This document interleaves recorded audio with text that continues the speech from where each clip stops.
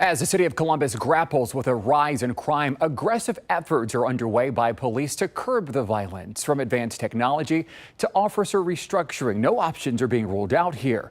Finding the right solution is the mission of Chief Elaine Bryant, but she's not going at it alone. In addition to the officers on the streets, she now has a second in command. All new tonight, we take you behind the badge of Assistant Police Chief LaShanna. We can really bring change to not only this organization, but to this community. That optimistic outlook is the driving force behind newly hired Columbus Assistant Police Chief LaShanna. The 44-year-old married mother of two has decades of law enforcement experience, most recently spending more than 20 years on the force in Detroit. During a time when many people are leaving law enforcement, here you are taking on this role. Why? It's a passion.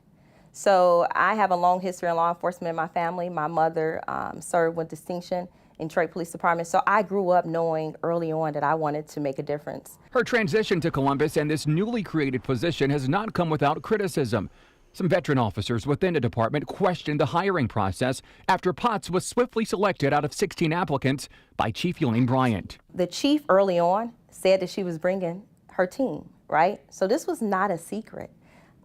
She knew early on that if she got this job, that she wanted me to be with her. The two have a professional relationship that dates back nearly 14 years, with both sharing similar passions for policing. I'm a little bit more on a community-oriented side. The chief is more of a processes person.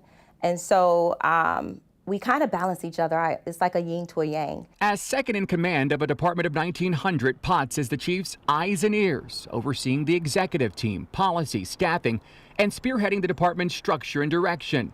It's a monumental task that comes as the city deals with mounting crime and homicides. And a lot of these are argument-based homicides. We have to do better. We got to do better as a community. We have to do better as a division. A major part of that, Potts says, starts with regaining trust from the community.